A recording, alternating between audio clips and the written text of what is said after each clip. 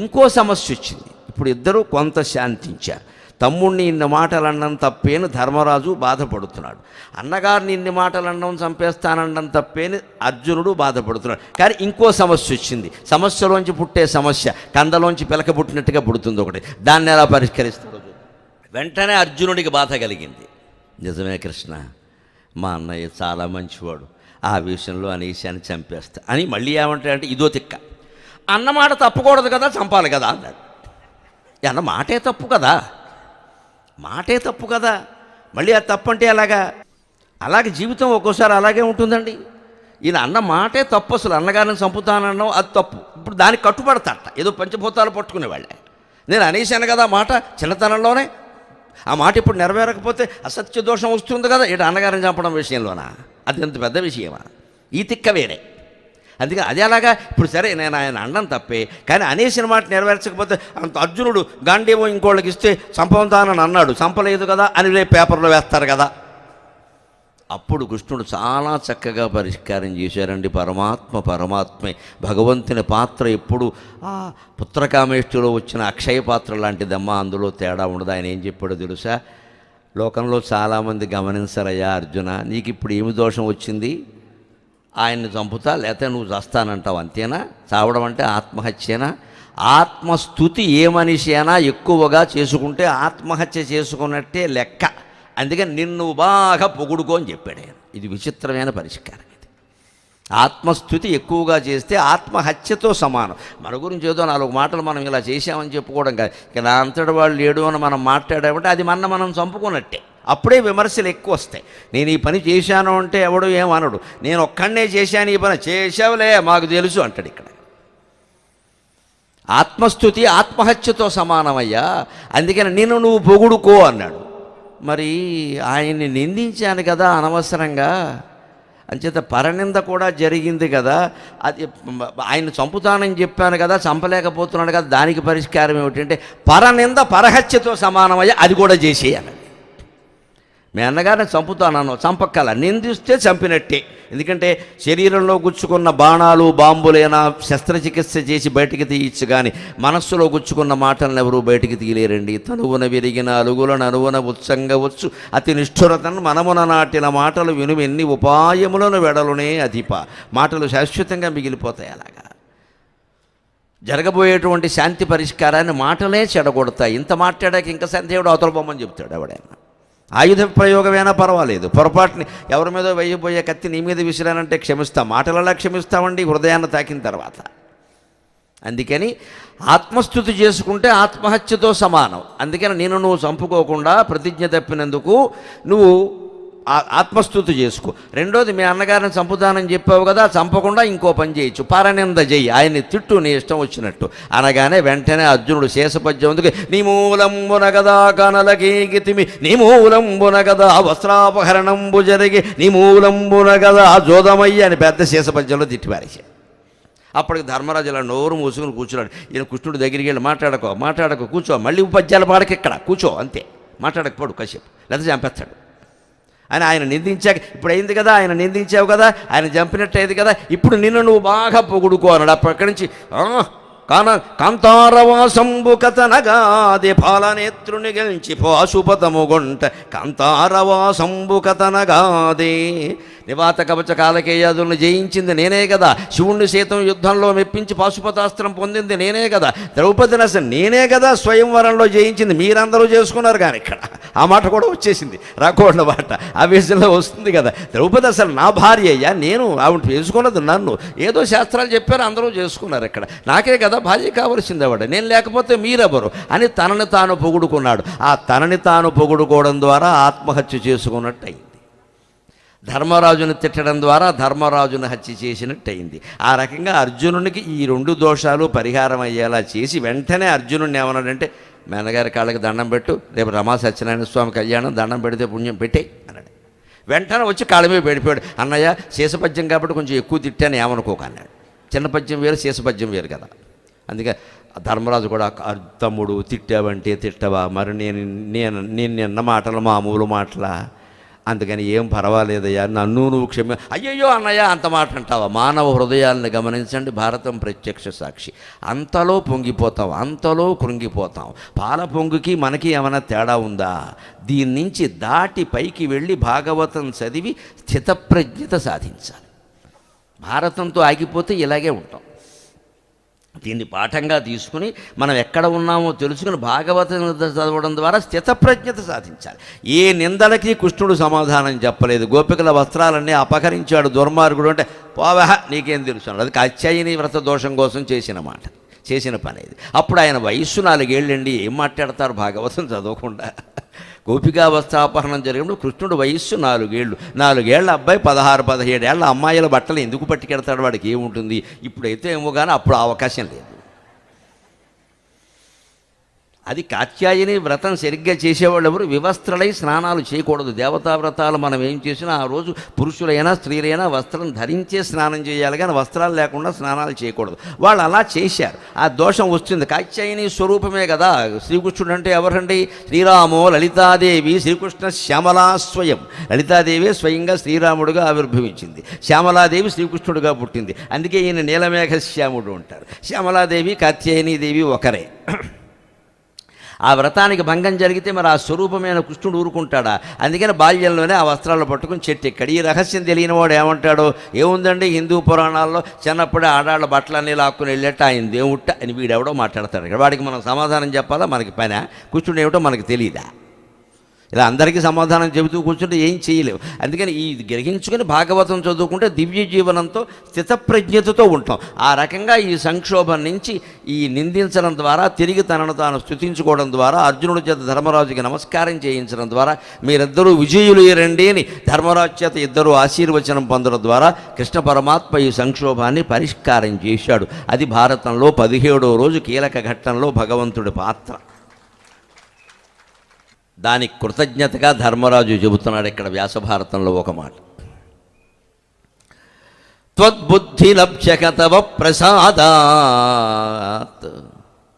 త్వద్బుద్ధిపాత్యక వయమద్య దుఃఖశోకాగ్నిసాగరాత్ త్వద్బుద్ధ్యాత్ సముత్తీర్ణా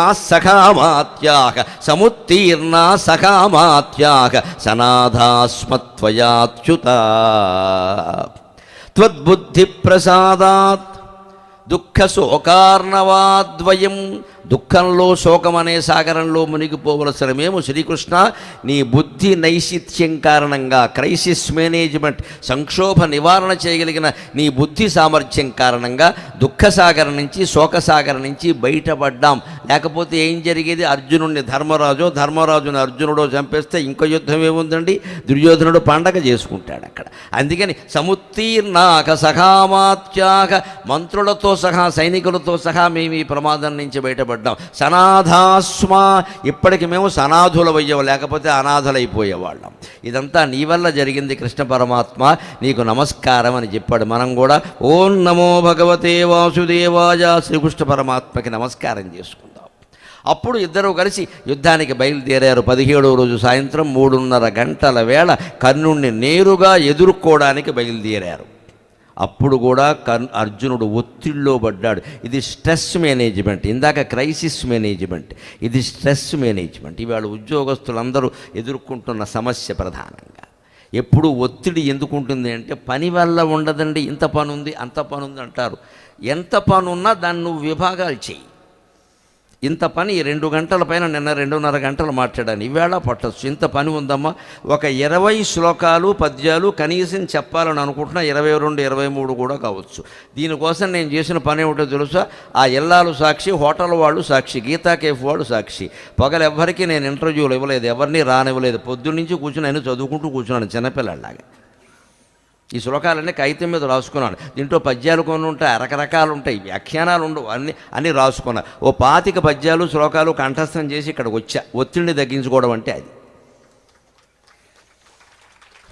subject ఒప్పుకున్నాం కదా, మనం చెప్పాలి కదా. పైకి ఇదేం ఒక రకమా? వ్యాసభారతం, తిరుపతి వెంకట కవుల పద్యాలు, జాషువా గారి పద్యాలు, కరుణశ్రీ గారి పద్యాలు, నా సొంత పద్యాలు ఎన్నున్నాయి ఇక్కడ.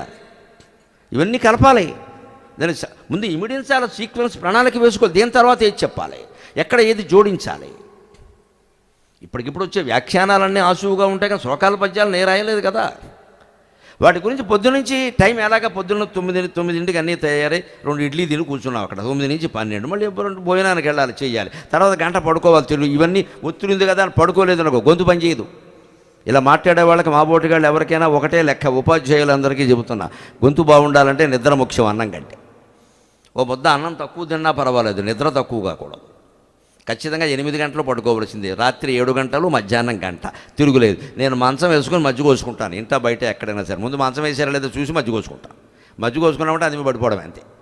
మళ్ళీ గంట అలారం పెట్టి తిరుగులేదు, ఫోన్ కట్టే. ఇంకా అలా ఉంటేనే కొంత పని చేస్తుంది, లేదా పని చేయదు. రాత్రి 11 వరకు మోగుతుంది హాయిగా, ఇబ్బంది లేదు. మళ్ళీ పడుకొని 10ంటికి పడుకో, 5ంటికి లేవాల్సిందే, 10 to 5. ఈ నియమాలు పాటిస్తే ఒత్తిడి ఉండదండి. ఒత్తిడి ఎప్పుడు పని వల్ల రాదు, దయచేసి గమనించరు కాక, పని గురించిన ఆలోచన వల్ల వస్తుంది. మనం అన్నం తినేటప్పుడు, పడుకునేటప్పుడు పని గురించి ఆలోచించద్దు అసలు. అది లేచాక చేసుకుంటాం కదా. ఇంకా ఒక గొప్ప మాయ, జగన్మిథ్య, బ్రహ్మ సత్యం జగన్మిథ్య అని అర్థమైతే లేచాక చేసుకుంటాం కదా, కాదు, లేస్తే చేస్తాం, లేకపోతే చేయక్కర్లేదు కదా. ఏమో నిద్రలో ఉండగా తీసుకుపోతాడేమో దేవుడు, ఎవరికి తెలుసు. లేస్తే చేస్తాం. రోజు రాత్రి పడుకునేటప్పుడు నేను పెట్టుకునే నమస్కారం ఒకటే, అమ్మా పొద్దున్న లేపితే నీకు తిరిగి నమస్కారం చేస్తా అమ్మవారికి, లేతే ఇది చివరి నమస్కారం, శుభరాత్రి, అయిపోయింది, అంతే లెక్క. అంతే, ఏ రోజుకు ఆ రోజే సిద్ధంగా ఉన్నాం మనం. యదకరే విహ్రేత్ తదకరే వప్రవ్రజేత్ అని వేదంలో చెబుతారు. యదకరే విరజేత్ తదకరే వప్రవ్రజేత్. నీకు సంపూర్ణ విరక్తి ఏ క్షణంలో కలిగిందో ఆ క్షణంలోనే వెళ్ళిపో అన్నాడు. ఇంట్లోంచి వెళ్ళిపోక్కల్లా, వెళ్ళిపోవడానికి మనస్సులో సిద్ధంగా ఉంటే చాలు. నేను ఎప్పుడు విరక్తునే ఉన్నానమ్మా, నీదే ఆలస్యం, రేపు పొద్దున ప్రసంగం చెప్పమంటే చెబుతా, లేకపోతే తీసుకెళ్ళిపోతే నీ ఇష్టం, పేపర్లో వార్త వస్తుంది, పెద్ద విషయం కాదు ఇది, అయిపోయింది. ఇంకేదో జరగాలి 10 మంది పిలవాలి, దీనికి మనం ఏవో పీఠాల పురస్కారం, అవన్నీ అనవసరమైన విషయాలు. ఇంతమంది ప్రజలు కూర్చుని వినడం కంటే, ప్రజా హృదయ పీఠం కంటే ఏ పీఠ పురస్కారం గొప్పది కాదండి నా దృష్టి. నేనేమన్నా మీకు బహుమతులు ఇస్తానని వచ్చారా? నేనేమన్నా మిమ్మల్ని పిలిచానా? మీరెవరో నాకు తెలుసు అసలు. కేవలం అక్కడ ఏదో బ్యానర్లు పెడితే వచ్చి కూర్చున్నారా ఇక్కడ? ఇది కదా పురస్కారం అంటే. ఇది శాశ్వతంగా ఉంటుంది కదా. ఇది ఇందులో తేడా ఏముంది? నేను మీకేం లంచాలు ఇవ్వలేదే, ఇందులో ఎంతమంది వచ్చారని నేను లెక్క పెట్టలేదే. అందులోనూ భగవంతుడు నాకు పద్మశ్రీ పురస్కారం వచ్చాక ఇచ్చిన సంస్కారం, అందరి దగ్గరికి వెళ్ళి నువ్వే నమస్కారం పెట్టు, ఎందుకంటే అహంకారం ఉండడానికి వీల్లేదు, అహంకారం ఉండడానికి వీల్లేదు. మనకి ఎంత జ్ఞానం ఉన్నా, ఎంత పాండిత్యం ఉన్నా, ఆ చివర నిలబడి వింటున్న మనిషి నేను సమానమే. నేను ఆయన్ని కలిసి నమస్కారం చెయ్యాలి, ఆయన నా దగ్గరికి రావడం కాదు. అహంకారం ఉండదు, ఇంకా పోతుందంటే ఎక్కడికక్కడే పోతుంది. ఈ అభ్యాసం చెయ్యాలి మనం, ఇదేదో ప్రదర్శన కోసం కాదు, ఇది అభ్యాసం చేయాలి. జనతా జనార్దనం, ఈ జనతను మించిన జనార్దనుడు ఉంటాడంటే ఎక్కడైనా. ప్రతి ప్రజలు మనం వింటున్న వాళ్ళంతా నమస్కారం, అంతే, అయిపోయే. వాళ్ళ మనస్సు కరిగింది వెంటనే, వాళ్ళు ఆశీర్వదించారు మన నేను బాగా చెప్పాలని. ప్రజల ఆశీర్వచనం అంటే ఇంక ప్రభుత్వాలు ఆదరణ మనకి దేనికండి? ప్రజాదరణ ఉన్నవాడికి ప్రభుత్వాదరణతో నిమిత్తం లేదు, దైవానుగ్రహం ఉన్నవాడికి ప్రజాదరణ కూడా అవసరం లేదు. దైవానుగ్రహం ఉంటే అన్నీ ఉంటాయి, ఆ అనుగ్రహమే ఇది. అందుకని ఆయన సిద్ధపడి వెంటనే యుద్ధానికి సిద్ధపడిన తర్వాత వెడుతుంటే అప్పుడు ఒక సంఘటన, కర్ణుడిని జయించడానికి వెళ్ళాలి కదా. ఒక్క క్షణం ఆలోచించాడు అర్జునుడు, ఒత్తిడికి లోనయ్యాడు. అప్పుడు ఇలా చూస్తున్నాడు అటు ఇటు, ఇంకా బాణం ఇట్లా. వెంటనే కృష్ణుడు ఏమన్నాడు తెలుసా? ఒత్తిడి తొలగించే విధానం, అర్జున ఒక్క పని చేయి, నువ్వు ఒత్తిడికి లోనవుతున్నావు. మాటలు మాట్లాడడం వేరు, క్రియ వచ్చాక చేయడం వేరు. కర్ణుడిని చంపుతానని పుట్టినప్పటి నుంచి ప్రతిజ్ఞ చేస్తున్నావు, తీరా వచ్చాక కంగారు పడతావు, నాకు తెలుసు. అమ్మాయికి పెళ్లి కుదిరిపోయిన తర్వాత 3 నెలల ముందు కన్యాదాత చాలా ఆనందంగా ఉంటాడు. ఇంకా 4 రోజుల్లోనే పెళ్ళి ఉందనగా ఇద్దరికీ బీపీ వచ్చేస్తుంటుంది. అప్పుడు సంతోషించారుగా, వెళ్ళి దగ్గరికి వచ్చేసింది, ఏదైనా తేడా వస్తుందేమో. ఇదివరకు మగ పెళ్లి వారి వల్ల తేడా వస్తుందేమో అనుకునేవారు, ఇప్పుడు ఆడపెళ్లి వారి వల్ల తేడా వస్తుందేమో అనుకో. ఏదైనా ఒకటే తేడా, ఏదో తగదా. టెన్షన్ ప్రతి దగ్గరికి వచ్చేసరికి చూడండి, శుభకార్యం కదా. అయినా సరే ఏమో జరుగుతుందో జరగదో, ఇబ్బందులు ఏమైనా వస్తాయేమో, వర్షం కురుస్తుందేమో, ఏమో రకరకాల, కరెంట్ పోతుందేమో. అది 3 నెలల ముందు ఉండదండి. అది సరిగ్గా దగ్గరికి వచ్చి, ఇప్పుడు దగ్గరికి వచ్చింది, ఇప్పుడు చంపాలి. బాణం వేయడం మానేసినా, ఓ పక్క శల్యుడు సారథి, ఇంకో పక్క కృతవర్మ, ఇంకో పక్క కృపాచార్యుడు, అశ్వత్థామ, ఇంతమందితో నేను పోరాడాలా అనే భావన వచ్చింది. ఇది భయం. వెంటనే కృష్ణుడు అందుకున్నాడు, వద్దు, నీ మనస్సు నాకు అర్థమైంది, అంతర్యామి కదా, సర్వాంతర్యామి, నీ మనస్సు నాకు అర్థమైంది. కృపాచార్యుల్ని వదిలేయి, నీకు చదువు చెప్పిన గురువు గారు కదా, ఆయన మీద దృష్టి పెట్టకు. ఈ ఒక్క రోజుకి నీ టార్గెట్ కర్ణుడు మాత్రమే. ఇది ఒత్తిడి నుంచి తప్పించే విధానం. అన్ని రకాల ఆలోచించక అర్జున, అందరినీ వదిలి కృపాచార్యుడిని పోని నీ గురువు అని వదిలి. అశ్వత్థామ ఒక మంచంలో పడుకున్నారు, ఒక కంచంలో తిన్నారు, గురుపుత్రుడు వదిలి. కృతవర్మ నీ తల్లి కుంతీదేవి భోజవంశానికి చెందింది, కృతవర్మ ఆవిడికి దగ్గర బంధువు, అందుకని కృతవర్మను కూడా పోని తల్లి తరఫు బంధువు అని వదిలేసి శల్యుడు స్వయంగా మేనమామ, మాద్రికి అన్నగారు కదా, ఆయన్ని కూడా పోని మమకారంతో వదిలేయి. ఈ పూటకి ఈ గంటకి 3:30 4:30 నుంచి 5:30లోగా నువ్వు కర్ణుణ్ణి మాత్రమే లక్ష్యంగా పెట్టుకో, అందరినీ వదిలేయని ఒక లక్ష్యం మీద దృష్టి పడేలా చేశాడండి. అది స్ట్రెస్ మేనేజ్మెంట్. పని ఒత్తిడి ఎంతైనా ఉండని 100 కాగితాలు మనం తయారు చేయవలసి రావచ్చు, ఒక పెద్ద ప్రాజెక్టు మనకి సాఫ్ట్వేర్లో ఉండొచ్చు, ఒకదాని తర్వాత ఒకటే చేస్తాం కదా, మొత్తం కలిపి ల్యాప్టాప్ పాడు చేసుకోం కదా, దాన్ని నెత్తి మీద పెట్టుకుని కొట్టుకుంటావా? అవుతుందా? ఒకదాని తర్వాత ఒకటే చేస్తాను. నరసింహారావు అనే పేరు చేయాలి, NA RA అన్నీ కొట్టాలి కదా. నువ్వు తొందరపడి కొట్టేవనుకో కొన్ని అక్షరాలు ఎగిరిపోతాయి. ఆ తొందర దేనికి? ఏ క్షణం పని చేస్తున్నామో ఆ క్షణం మీదే దృష్టి పెడితే తప్పు లేకుండా పని జరుగుతుంది. అప్పుడు దృష్టి ఎలా ఉండాలి అంటే, ఈ పని అయితే ఇంకోటి చేస్తా, లేకపోతే లేదు, ముందు ఇది చేద్దాం అంతే, ముందు కర్ణుని చంపు, మిగిలిన తర్వాత చూద్దాం అని లక్ష్యం నిర్దేశించేసాడు ఆయన. అంతేకాదు ఇక్కడ చెప్పాలి నేను ప్రత్యేకంగా, వ్యాసుడు కృష్ణుడు అర్జునుడు చిన్నప్పటి నుంచి సాధించిన ఘనకార్యాలన్నీ 200 శ్లోకాల్లో చెబుతాడమ్మా. సుదీర్ఘోపన్యాసం ఇస్తాడు 200 శ్లోకాల్లో. ఎందుకంటే డీలా పడినప్పుడు ఎప్పుడు పిల్లలకు కానీ ఎవరికైనా మనం వాళ్ళు సాధించిన ఘనకార్యాలు కొన్ని చెప్పాలి. చిన్నప్పుడు రే మీ పెద్దనాన్నగారు ఉన్న రోజుల్లో ఆయన వచ్చి నిన్ను ఆశీర్వదించారు, నువ్వు కలెక్టర్ అవుతావని, ఆయన మాట ఎప్పుడు తప్పదమ్మా, తప్పకుండా అవుతావు అంటే వీడు కాస్త ఒత్తిడి తగ్గించుకుంటాడు. నీ మొహానికి నువ్వేమవుతావు, శనివారం దుర్ముహూర్తం నాడు పుట్టావు అని అప్పుడే చెప్పావనుకో, వాడు ఏమవడు. ఇంకా ఈ శుభవార్త అప్పుడు చెప్పాలా పని కట్టుకుని.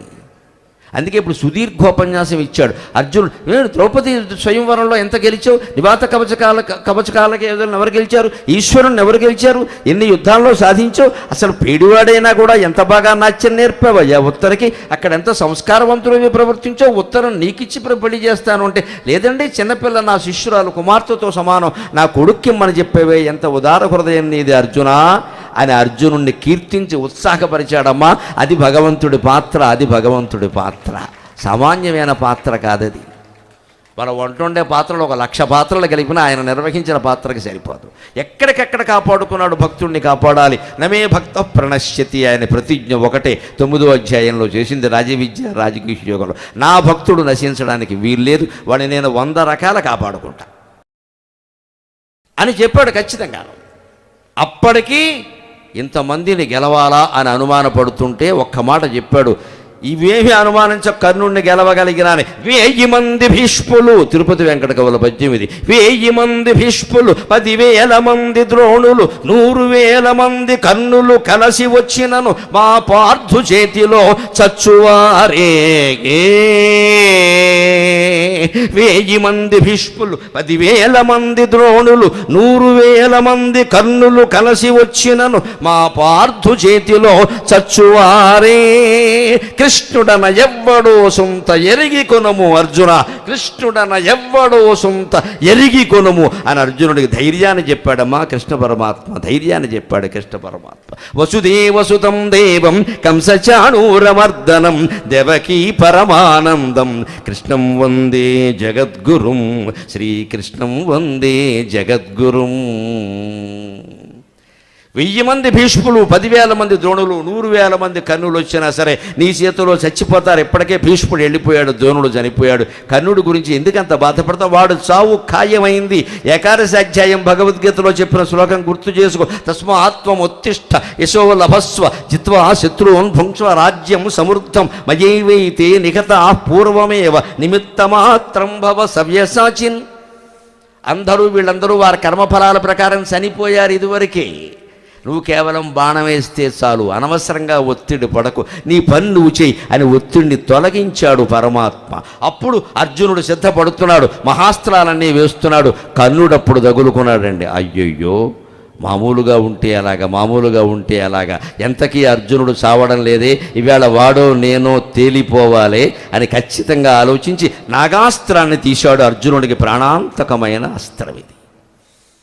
ఖాండవ్ అన్న దహనంలో అర్జునుని చేతుల్లో బతికి బయటపడ్డ ప్రాణులు 7 లెక్క, 7. ఒక లావు, ఒక పిట్ట, దాని సంతానం 4 పెట్టాలి, 5 పెట్టాలి.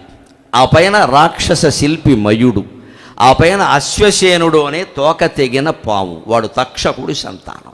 ఈ 7గురిని తప్పితే ఒక్కరిని కూడా ఆయన బతకనివ్వాలి. ఖాండవ దహనం పేరు మీద అర్జునుడు ఓవర్ యాక్షన్ చేశాడు. ఇంగ్లీషులో చెప్పాలంటే అగ్నిదేవుడు ఏమడిగాడంటే, ఈ వానాన్ని నేను దహిస్తాను, కడుపు నొప్పిగా ఉంది, నాకు మందు కావాలి, ఇందులో ఔషధులు ఉన్నాయి, నువ్వు వాన పడకుండా చూడవయ్యా అంటే వాన పడకుండా చూడాలి, కానీ తప్పించుకుని వెళ్ళే ప్రతి ప్రాణిని చంపాల్సిన అవసరం లేదండి. మన వల్ల ఓవర్ యాక్షన్లు చేయకూడదు జీవితంలో. ఎంతవరకు మాట ఇచ్చామో అంతవరకే. ఈయన పౌరుషానికి పోయి అతి చేశాడు. ఆ శాపం ఎలా పనిచేసిందో తెలుసా? భారతంలో 25 ఏళ్ల వయస్సులో చేసిన తప్పది ఖాండవ దహనం. అది అతిగా చేశాడు. అందుకే అక్కడ ఎంతమంది మిగిలారండి? 7గురే మిగిలారు. మీరు గమనించండి, కాసేపట్లో వింటారు. 18వ రోజు రాత్రి ఊచకోత అయిపోయాక పాండవ పక్షంలో మిగిలింది 7గురే, సరిగ్గా 7గురే.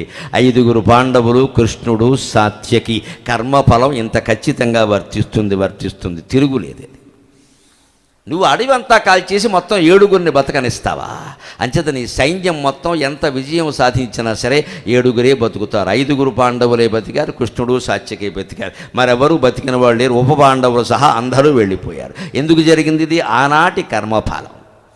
అప్పుడు తప్పించుకున్న అశ్వసేనుడు అనే పాము ఉంది, అది కర్ణుడి అస్త్రాల్లో చేరింది. పాము పగబడుతుందనే మాట అప్పటి నుంచే వచ్చింది. కర్ణుడు దాన్ని అశ్వసేనుడు అందులో చేరాడనే విషయం ఆయనకి తెలియదండి. వ్యాసభారతం ప్రకారం లెక్క అది నాగాస్త్రం అనే తెలుసు. మామూలు పాము, ఒక కరడు గట్టిన త్రాసు పాము అనుకున్నాడు, కానీ పగబట్టిన ఒక సర్పం అందులో చేరింది అని అతనికి తెలియదు. అతను ఆ బాణాన్ని అక్కడ పెట్టి రోజు అర్చన చేస్తాడు మంత్రపూర్వకంగా. నాగమంత్రం ఒకటి ఉంటుంది, ఆ మంత్రాన్ని రోజుకో 10,000 సార్లు అతను జపం చేస్తాడు. అప్పుడే అది ఫలిస్తుంది. ఇప్పుడు యుద్ధరంగంలో ఒక్కసారి జపాలు చేస్తే కుదరదు, అవతల వాడు వేసి పారేస్తాడు, కపాలం అయిపోతాడు. జపం ఎప్పుడు చేయాలి? మంత్ర జపం చేయాలంటే ఇంటి దగ్గర 1,00,000 సార్లు, 1,000 సార్లు, 1,00,000 సార్లు జపం చేయాలి. అది అత్యవసర సమయం వచ్చినప్పుడు ఒక్కసారి చేసినా అది పనిచేస్తుంది. దానికి అత్యాధునికమైన ఉదాహరణ ఏమిటంటే, పరీక్షలకు తయారయ్యే పిల్లలు ఏడాదంతా చదువుతారు, ప్రశ్నలు జవాబులు రాసుకుంటారు, కంఠస్థం చేస్తారు. కంఠస్థం చేసేటప్పుడు ఒక్కోటి 10 సార్లు చదువుతారు. పరీక్షల్లో కూడా నేను 10 సార్లు చదువుతాను అంటే టైం అయిపోతుంది, ఒక్కసారే రాసేస్తాడు దాన్ని. అంతే కదా. 3ంటికి జవాబులు ఇమ్మో అని ఉందిట. ఒకడు పరీక్ష రాయట్లేదు, ఏమిట్రా అబ్బాయి రాయట్లేదంటే 2:30 అయింది, 3 అయ్యాక రాద్దామని చూస్తున్నాను అన్నట్టు. వీడు తెలివితేటలు అలా ఉన్నాయి, వీడు పాస్ అయినా దండగే.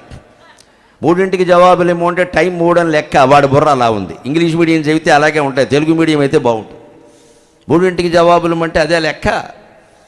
అంచేత 3 అవ్వలేదని చూస్తాను. నాయన నీకు 3 అయ్యే వరకు మాకు 6 అవుతుంది, ఎక్కడ రాజరా అథవా, దాని అర్థం అది కాదు అన్నట్టు. ఓహో ఇదంటే మాకు చెప్పాలి. మా ట్యూషన్ మాస్టర్ చెప్పలేదు, మళ్ళీ వాడి మీద లెక్క. ఈ మాత్రం కామన్ సెన్స్ లేని వాడు పరీక్షలు రాయడం ఏంటండి? అలాగా వీరుడు ఎప్పుడు మంత్రజపాన్ని ఇంటి దగ్గర 1,00,000 కోట్లు అభ్యాసం చేస్తారు. అత్యవసరం వచ్చినప్పుడు ఇలా దాని ధనుస్సు మీద ఆ మంత్రాలతో అస్త్రాన్ని పెడతారు. మంత్రించిన దాన్ని అస్త్రం అంటారు, మామూలు దాన్ని బాణం అంటారు. లెక్క అస్త్రం అన్నారు అంటే వాయవ్యాస్త్రం, గారుడాస్త్రం, వారుణాస్త్రం, పాశుపతాస్త్రం, వైష్ణవాస్త్రం, నారాయణాస్త్రం, అస్త్రం అనే పేరు ఉంటుంది. అస్త్రం అంటే విసిరేది, మంత్రపూర్వకమైంది. బాణం కూడా విసిరేదే, కానీ దానికి మంత్రం ఉండదు, అది కేవలం ఒక పొల్ల అంతే. అది తగిలితే తగులుతుంది, లేకపోతే పడుతుంది. మంత్రం అలా కాదు. మంత్రం అన్నది ఖచ్చితంగా లక్ష్యాన్ని ఛేదించి తీరుతుంది. మంత్రానికి తిరుగులేదు అక్కడ. ఆ నాగమంత్రాన్ని ఉపాసన పొంది ఆ నాగదేవతను ఉపాసన చేసి నాగాస్త్రాన్ని ప్రయోగించబోతున్నాడు. సరిగ్గా ఎవడున్నాడు అంటే అక్కడ శల్యుడు ఉన్నాడు. అది ప్రయోగిస్తే వీడిందుకు ఇక్కడ శల్యసారథ్యం అనే మాట ఉంది కదా, అక్కడ ఒక మాట అంటాడు. జాషువా గారి మాటల్లో చెప్పుకుందాం అన్నమాట. ఈయన వెంటనే పాపం నాగమంత్రం చదివి ఇలా తీసి దాన్ని ప్రయోగించబోతున్నాడు. సరిగ్గా అర్జునుడి కంఠం ఎదురుగా ఉందే లేదా అని గురు చూసి కొట్టబోతుంటే శల్యుడు కింద కాలి దగ్గర ఒకసారి గోకాడు. గోకి ఏం చేస్తున్నావు? నాగమంత్రమా, పావా, అర్జునుడు చంపేద్దామనే? సరిగ్గా చూడు, ఎందుకైనా మంచిది అంటే దృష్టి చెదిరిపోతుంది.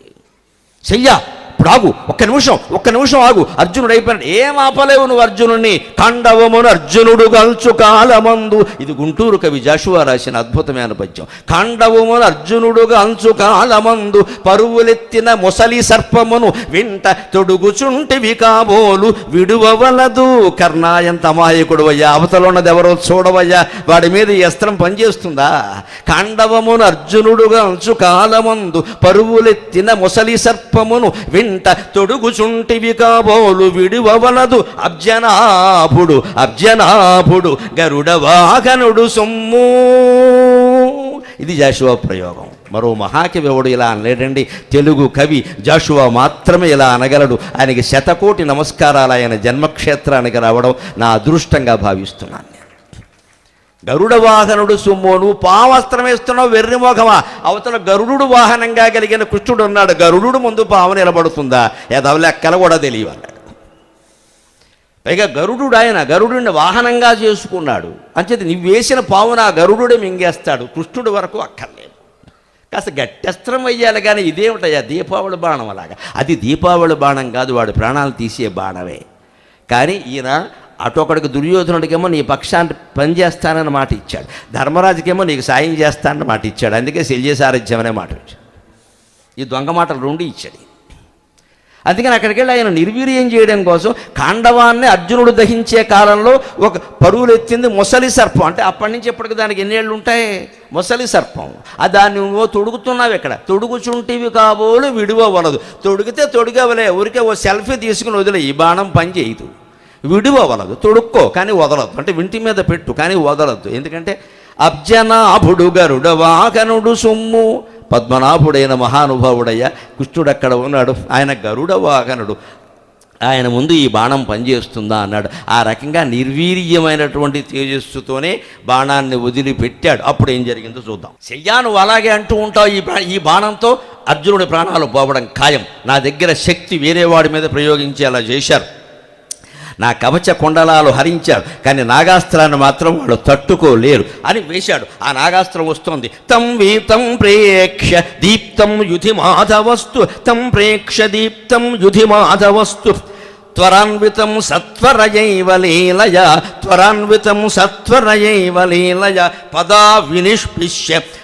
వినిష్పిష్య రథోత్తమం సఖ, పదా వినిష్పిష్య రథోత్తమం సఖ, పదా వినిష్పిష్య రథోత్తమం సఖ, ప్రావేశయత్ పృథివీం కించిదేవా.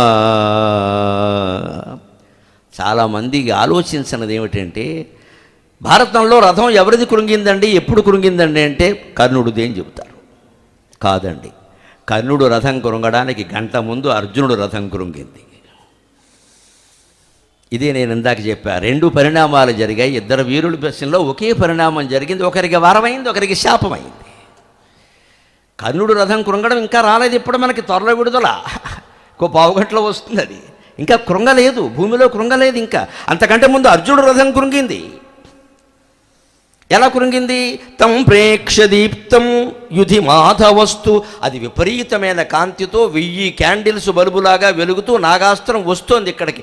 అది నాగాస్త్రం అని తెలుసు అర్జునుడికి కూడా. దానికి తగిన బాణం ఏదో ఆయన తీసుకుంటున్నాడు, కానీ అశ్వసేనుడు అందులో ఉన్నాడనే విషయం తెలియదు. పగపట్టిన పాము వేరు, మామూలు పాము వేరు. ఎప్పుడో కాండవు అని అన్నాడు. అశ్వసేనుడు ఎక్కడ ఉన్నాడో ఆయన విచారణ చేయలేదు ఎప్పుడూ కూడా. కానీ ఇప్పుడు అందులో దూరాడు. ఆ విషయం కర్ణుడికే తెలియదు, అర్జునుడికే తెలియదు, కృష్ణుడికి తెలుసు. అదే తెలియనివాడు జీవుడు, తెలిసినవాడు దేవుడు. అందుకని ఆయన చూస్తున్నాడు, వాడి సంగతి తెలుసు. అందుకని వస్తుంటే అది ఏదో చేయకపోతే అర్జునుడు కంఠాన్ని గురిపెట్టాడు, ఎగిరిపోతుంది కంఠం, అనుమానం ఏం లేదు ఇక్కడ. అర్జునుడు పోయిన తర్వాత ఇంకా యుద్ధం ఏమిటి? అది బహుదీప్తంగా ప్రకాశిస్తూ జాజ్వల్యమానంగా ప్రకాశిస్తూ వస్తూ ఉంటే మాధవుడు ఒక్కసారిగా చూశాడు. ఇది చూడండి ఒత్తిడిని ఎదుర్కొనే విధానం. సత్వరయైవ లీలయ, త్వరాన్వితం సత్వరయైవ లీలయ, వ్యాసుని పదప్రయోగం. అది త్వరగా వస్తుందట. కృష్ణుడు సత్వరగా దాన్ని ఎదుర్కొన్నట్ట. తొందరగా చేయాల్సిన పనికి నువ్వు తొందరగా సిద్ధపడాలి, ఇంకాస్త తొందరగా, ఇంకాస్త తొందరగా. 10 నిమిషాల్లో బయలుదేరాలి అంటే మనం ఏమనుకోవాలి తెలుసా? 5 నిమిషాల్లోనే బయలుదేరాలి అనుకోవాలి ప్రయాణం చేయాలంటే. అందుకే ఇంట్లో బయలుదేరేటప్పుడు సమయం చెబితే రైలు సమయం సరిగ్గా చెప్పకూడదు. అనుభవం మీద చెబుతున్నా, ఓ అరగంట ముందు చెబుతూ ఉండాలి. లేకపోతే అవును అనుకుంటారు, రైలు వెళ్ళిపోతుంది. ఒకళ్ళు ఎక్కుతారు, ఒకళ్ళు ఎక్కలేరు, లేనిపోను గొడవ.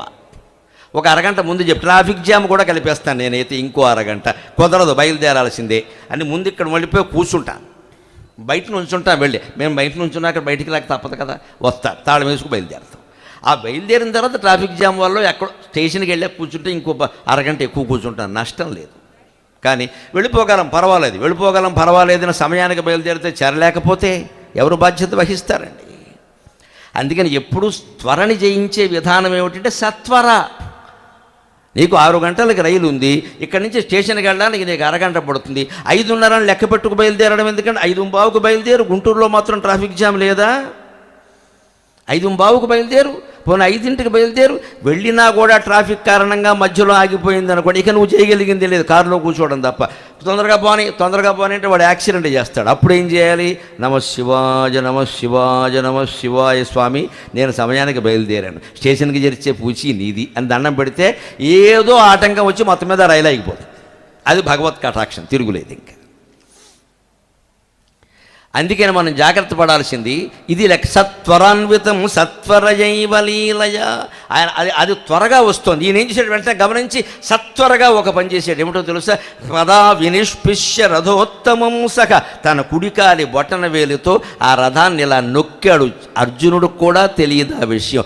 ఆ రథం 4 అంగుళాలు భూమిలోకి దిగింది. సరిగ్గా కర్ణుడి రథం కూడా 4 అంగుళాలే దిగింది కిందికి. తర్వాత అంతకంటే ముందు అదే 4 అంగుళాలు కృష్ణుడి పాదస్పర్శ కారణంగా, బొటన వేలుతో నొక్కడం కారణంగా పద వినిష్పిష్య రథోత్తమం సఖ, అంత ఉత్తమమైన అగ్నిదేవుడిచ్చిన ప్రధానమైన రథం కూడా భూమిలోకి 4 అంగుళాలు కృంగింది. అది ఎంత విచిత్రంగా ఉందో. రథోత్తమం సఖ ప్రావేశయత్ పృథివీం కించిదేవ, భూమిలోకి కొంచెం దిగింది. వెంటనే అవి అర్జునుడు గుర్రాలు పరమాత్మ సారథ్యంలో ఉన్న అవి గ్రహించుకున్నాయి. ఏదో చేసాడు ఈయన, మనం సహకరించకపోతే కష్టం అని వెంటనే గుర్రాలు కూడా మోకాళ్ళు వంచేసాయి, పాదాభివందనం చేసే భక్తుడిలాగా. అందుకని గుర్రాలు కట్టు విప్పుకోలేదు, తెంచుకోలేదు. పరమాత్మ సూచన గ్రహించి మోకాళ్ళు వంచేసే వెంటనే మోకాళ్ళ మీద కూర్చున్నాయి. అప్పుడు రథంలాగే ఉంది, కింద ఉంది. ఆయన వేసినటువంటి బాణం ఏమైంది? కంఠానికి తగలాల్సిన బాణం 4 అంగుళాలు పైన కిరీటానికి తగిలింది. కిరీటం కింద పడిపోయింది. అర్జునుడికి పాపం బాధ అయిపోయింది. బావా కిరీటం పోయింది అన్నాడు. వెర్రి ముఖమా, కిరీటం పోతే డ్రామా కంపెనీ వాడిని అడిగితే ఇత్తడి కిరీటం ఇస్తాడు, పెట్టుకో, తలకాయ మిగిలింది, సంతోషించు. మన ఆలోచనలు, జీవుడు ఆలోచనలు ఎలాగే ఉంటాయి, దేవుడు ఆలోచనలు అలాగే ఉంటాయి. మనకి ప్రాణం మిగలడం ముఖ్యం కాదు. ఇక్కడ కింద పడ్డాను, ఇక్కడ మరక అయింది, మా ఆవిడ ఏమన్నా అంటుంది. ఏమిటంటుందో ఆవిడ? ఈ మరక గురించి ఆలోచిస్తా. అక్కడ ప్రాణం మిగిలింది కదా ముందు. షోకు తగ్గిపోయిందని ఆలోచిస్తూ ఉంటాం అంతసేపు. అక్కడ షోకు తగ్గడమే ముఖ్యం, ప్రాణం మిగలడం ముఖ్యం కదా. షోకు తగ్గితే ఏమైంది? కాస్త మరక ఏదన్నా వేసారు, కంగారు, ఎవరన్నా చూస్తారేమో. ఏమిటమ్మా, జీవితానికి మరకలు అవ్వకూడదమ్మా. బట్టలకి మరకలు అయితే నష్టమేం లేదు, జీవితానికి మరక కాకుండా చూసుకోవాలి. అది చెరుపుకోలేము మనం. బట్టలకైతే ఏమిటైంది, ఆ మరకతో అలాగే ఉండిపోతాం. ఒక్కోసారి ఇంత వేషంలోనూ ఉండగా పొద్దున్న ఎప్పుడో టిఫిన్ చేస్తుంటే ఏ సాంబారో పడుతుంది, నేను మార్చను, ఇలాగే ఉంటాయి. ఎవడని అడిగితే సాంబారు, సాంబుడి పేరు, శివుడి పేరు రాసుకో అని చెప్తాను. ఏమిటైంది? దాని గురించి ఇప్పుడు వెళ్ళి ఇంట్లోకి వెళ్ళి ఇంకో లాల్చి తొడిగేసి ఇది మానేస్తే ఇంకో అరగంట పడుతుంది. అక్కడ కార్యక్రమానికి వస్తానని మాట ఇచ్చాం. సమయం చాలా ముఖ్యం. నా మీద యావత్ ఆంధ్రులకు ఉన్న నమ్మకం ఏమిటంటే, గురువుగారు సమయం చెబితే సమయానికి వస్తారనే నమ్మకం ఉందమ్మా ఖచ్చితంగా. నాకు అది చాలు. అందుకని వెంటనే ఇలా తొక్కగానే అది కిందికి వెళ్ళింది. ఇక్కడ మీరు తేడా గమనించండి. అర్జునుడి రథం కృంగింది ఇక్కడ, తర్వాత కర్ణుడు రథం కృంగుతుంది. కానీ అర్జునుడి రథం కృంగడం అర్జునుడికి మేలు చేసింది. కర్ణుడి రథం కృంగడం కర్ణుడి ప్రాణాలు తీసేసింది. తేడా ఎక్కడుందండి? రథం కృంగడం సమానం, 4 అంగుళాలు సమానం. అర్జునుడు రథం కృంగితే అతనికి ప్రాణం కాపాడింది, కర్ణుడు రథం కృంగితే అతని ప్రాణం తీసేసింది. భగవత్ కటాక్షంలోనే తేడా, ఇంకేం తేడా లేదు ఇక్కడ. భగవంతుని దయ నువ్వు పొందగలిగితే నీ జీవితం అనే రథం కృంగినా అది నీకు మేలు చేస్తుంది. ఉద్యోగం పోవడం, కృంగడం అంటే ఏమిటి? ఉద్యోగం పోవడం. కంగారు పడిపోతాం మనం ఉద్యోగం పోగానే. ఒక 6 నెలలు ఆగి ఉద్యోగం ఎందుకు పోయిందో కాస్త చూసుకుని, అందులో మన లోపం, మన దోషం కనుక లేకపోతే బాధపడక్కల, ఉంటే సరి చేసుకుంటాం. మరింత బాగా తయారై ఉద్యోగం సంపాదిస్తే ఇంతగా రెట్టింపు జీతంతో ఉద్యోగం వస్తుంది. అప్పుడేమనుకుంటాం తెలుసా? అది పోవడమే మంచిదైంది అనుకుంటాం. అదే రథం కృంగడం. 1,00,000 రూపాయలు జీతంతో ఉన్న ఉద్యోగం అయితే ఇప్పుడు 2 లక్షల ఉద్యోగం వచ్చింది. అది పోతే ఇది కానీ ఇది రాదు కదా, అది పోతే కానీ ఇది రాదు కదా. అంటే ఆ కృంగడం అనేది ఎందుకైంది? మంచిదే అవుతుంది. నాకు విశ్వవిద్యాలయంలో ఉద్యోగం వస్తుంది అని నేను ఇంటర్వ్యూకి వెళ్ళాక నాకు మిత్రులు నాకు ఉత్తరం రాశారు, welcome to this so and so university అని. నేను సంతోషించాను 94లో ఎప్పుడు. కానీ తర్వాత మొత్తం 250 ఉద్యోగాలు ఏదో రిజర్వేషన్లో తేడా కారణంగా రద్దు అయ్యాయని వచ్చింది. శ్రీమద్ రమారమణ గోవింద. పైగా నాకు అప్పటికి వయసు దాటిపోయింది, 35 ఏళ్ళు దాటిపోయాయి, ఇంకొచ్చే అవకాశం లేదు. నేను ఒకటే నిర్ణయించుకున్నా, నాకు అవధాన విద్య ఉంది, ప్రసంగం చేసే శక్తి ఉంది. ఇక నేను ఉద్యోగాల గురించి ప్రయత్నం చేయకుండా వీటి మీద నా దృష్టి పెడదాం అని తిరుపతి వెంకట కవుల పుస్తకాలు, కొప్పరపు కవుల పుస్తకాలు, అవధానానికి సంబంధించిన పుస్తకాలు అన్నీ చదివి అవధాన సామర్థ్యం పెంచుకున్నాను. 94లో మొట్టమొదట కాకినాడలో శతావధానం చేశాను నేను. అక్కడి నుంచి వరుసగా నాకంటే ముందు చేసిన శతావధానాల వాళ్ళు నాకంటే 16 ఏళ్ళు 20 ఏళ్ళు సీనియర్లు అయినప్పటికీ 2 సంవత్సరాల్లో వారితో సమానమైన స్థాయిని పొందగలిగాను. 2 సంవత్సరాల్లో ఎలా సాధ్యమైంది? నాకు ఒక పట్టుదల వచ్చింది. ఉద్యోగం అంటే బోర్డు ఉద్యోగం, ఎంతసేపు ఉద్యోగాల చుట్టూ తిరుగుతున్నాం. మన భగవంతుడు ఉద్యోగం కోసం పుట్టించలేదు, ప్రతిభ కోసం పుట్టించాడు. మనం అవధానంలో చూపిద్దాం, ప్రవచనంలో చూపిద్దాం, ప్రతిభ కావ్య రచనలో చూపిద్దాం అని సాగర ఘోష లాంటి కావ్యం రాయాలని సంకల్పించాం. 2 ఏళ్ళు చదివాము, 2 ఏళ్ళు రాశాం. అనేక అవధానం, 325 అష్టావధానాలు, 10 శతావధానాలు, 1116 మంది పృచ్ఛకులతో ఒక సహస్రావధానం అన్నీ చేయగలిగాం. ఇక్కడ గుంటూరు నుంచి కూడా బోళ్ళు మంది పండితులు వచ్చి 96లో పాల్గొన్నారు. అప్పుడు నేను అవధానిగా ప్రవచనకర్తగా స్థిరపడ్డాక ఉద్యోగం ఎప్పుడో 2008లోనే చేసే ఉద్యోగం కూడా మానేశాను. 50 ఏళ్ల వయస్సులోనే, 10 ఏళ్ల ముందే. ఎందుకంటే నాకు అవసరం లేదు. అదంతా కలిపితే వచ్చే ఆదాయం ఎంత, ఊరికి ఆయాసపడ్డాం. అటో కాలు ఇటో కాలు, ఈ ఒత్తిడి పనికిరాదు. ఓ పక్క ఉద్యోగం, ఓ పక్క అవధానాలు కుదరదు. ఏదో ఒకటి నమ్ముకోవాలి. మన ప్రతిభ మీద, భగవంతుని కటాక్షం మీద నమ్మకం ఉంది. ఆ రకంగా నాకు యూనివర్సిటీ ఉద్యోగం రాకపోవడం నాకు మేలు చేసింది, ఖచ్చితంగా కీడు చేయాల. భక్తి కారణం, భక్తి కారణం. భగవద్భక్తి ఉంటే నువ్వు కీడు అనుకున్నది మేలు అవుతుంది, లేకపోతే మేలు అనుకున్నది కీడు అవుతుంది. ఖచ్చితంగా అర్జునుడిని చంపచ్చు అనుకుంటే కీడైంది. అక్కడ కర్ణుడి ప్రాణాల మీదకి వచ్చింది. ఇప్పుడు చూడండి పరిణామం ఎలా ఉందో. సరిగ్గా ఇది జరిగింది, ఏమైంది అన్నాడు. ఆ నాగాస్త్రం మళ్ళీ వచ్చిందండి దీని దుంపదగా. మళ్ళీ వెనక్కి వచ్చి కర్ణుడి చెవిలో దూరి, కర్ణ గురి సరిగ్గా చూడలా, ఈసారి మళ్ళీ వెయ్యి, వాడిని చంపుతాను అంటే. నువ్వెవరో అన్నాడు. నేను అశ్వసేనుణ్ణి, నేను పగబట్టాను, నేను చంపుతాను, రెండోసారి వెయ్యి అంటే వేయచ్చు కదా. ఈయనకో చేతస్థం ఉంది. తిక్క శంకరయ్యలో ఈయన ఒకడు 5 నిజానికి 6 కదా వీళ్ళు, పెద్దవాడు కదా అందరికి. ఈయనకో తిక్కం. ఈయన అన్నాడు, కర్ణుడు జీవితంలో ఏ బాణమో మళ్ళీ నేను వెయ్యను అన్నాడు. ఏమనాలి దీన్ని? ఇదే శనివారం దుర్ముహూర్తం అంటే. వాడు వచ్చి వెయ్యమంటున్నా సరే నేను వెయ్యను, నాకు నియమం, నేను చచ్చిపోయినా మంచిదే. ఒక బాణం రెండోసారి వేయడం అనేది కర్ణుడు జీవితంలో జరగలేదు. నాగరాజా నువ్వు వెళ్ళిపోవచ్చు అన్నాడు. అది వెళ్ళిపోయింది విజయవంతంగా. ఈయన ఓడిపోయాడు. ఇక్కడ ఇప్పుడు ఈ నియమాలు ఏమిటండి? ఈ చేతస్థాలు. పైగా ఆ నియమం ఎవరికైనా చెప్పావా? ప్రెస్ వాళ్ళు విన్నారా? నొక్కితే అయిపోయాయి, ఉపయోగించుకోలేదు, మళ్ళీ వెయ్యను అన్నాడు. అదే అర్జునుడు అనేక అస్త్రాలు మళ్ళీ వేశాడు, బాధపడలేదు, ఆయన నెగ్గాడు. ఇటువంటి పిచ్చి నియమాలు పెట్టుకోకూడదండి ఇక్కడ, అవన్నీ పనిచేయవు ఎక్కడ. ఇప్పుడు ఆయన పరిస్థితి చూడండి ఎలా ఉంటుందో. ఇప్పుడు అస్త్రాలు, అసలే నాగాస్త్రం దెబ్బతింది. వెంటనే ఏవో మంత్రపూర్వకమైన అస్త్రాలు తీస్తుంటే మంత్రం గుర్తు రావట్లేదు, బాణం వస్తుంది. కానీ పరశురాముడి శాపం. నువ్వు కులం పేరు తప్పు చెప్పి నా దగ్గర విద్య నేర్చుకున్నావు, నేను బ్రాహ్మణులకి తప్ప విద్య నేర్పను అని శపథం చేశాను. నువ్వు బ్రాహ్మణుడని చెప్పావు, కుదరదు, నాకు రుజువైంది.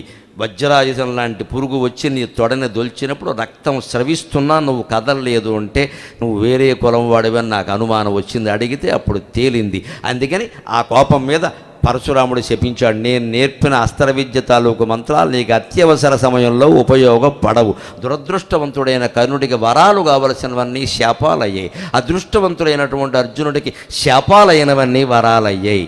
భగవత్ కటాక్షంలో తేడా. ఊర్వశి శాపం ఇచ్చింది, నువ్వు పేడివాడు అవుతావు అంది. శాపమే కదా, అది వరమైంది. ఎందుకు? ఆయన చేసిన పాపం ఏమిటి? తల్లి వరస అవుతుంది ఆవిడ. ఇంద్రుడికి ప్రియురాలు కదా, ఇంద్రుడు నాకు తండ్రి కదమ్మా, నీతో నేనెలా కలుస్తా, మాకు దేవలోకంలో ఇవన్నీ ఉండవు అన్నాడు. మాకు గుంటూరులో ఉంటే మమ్మల్ని ఏం చేయమంటావు అన్నాడు. నీ దేవలోకంలో లేను కదా, నేను మళ్ళీ గుంటూరు వెళ్ళాలి కదా. ఎవడో ఆక్షేపిస్తాడమ్మా ఎందుకు వచ్చింది ఇదంటే, అదన్నే కుదరదు, ఎవడ తెక్కవాడది, నేను మోహించాను, నేను వింటావా వినవా అని పేడి అవుతా ఉంది. పాపం అర్జునుడు ఇదేం కర్మరా బాబు, కాదంటే పేడవుతూ ఉంటారు, లేనిపోను గొడవ అంటే. వెంటనే ఇంద్రుడు వచ్చి నాకు నచ్చావయ్యా, కొడుకు అంటే నువ్వేనయ్యా. ఏమంది ఆవిడ? వరంలో శాపంలో ఎప్పుడు లాంగ్వేజ్ ఈజ్ ఇంపార్టెంట్. ఆవిడ ఏమంది? పేడి అవుతా ఉంది. ఎంతకాలం అవుతావో చెప్పలా, ఏ డేట్ నుంచి అవుతావో చెప్పలా, ఏ డేట్ వరకో చెప్పలా, ఇవన్నీ నేను నిర్ణయిస్తా అని. ఏడాది కాలమే అవుతావు, నువ్వు అనుకున్నప్పుడే అవుతావు, ఏడాది కాగానే విముక్తుడు అవుతావు అన్నాడు. అజ్ఞాతవాసంలో ఈ శాపం వరమైందా లేదా గమనించండి. మనం సత్ప్రవర్తనతో ఉంటే సరిపోదు, భగవద్భక్తి కూడా ఉండాలి. ఉంటే శాపాలు వరాలు అవుతాయి. ఎంత ప్రవర్తన మంచిదైనా భక్తి లేకపోతే వరాలు శాపాలు అవుతాయి.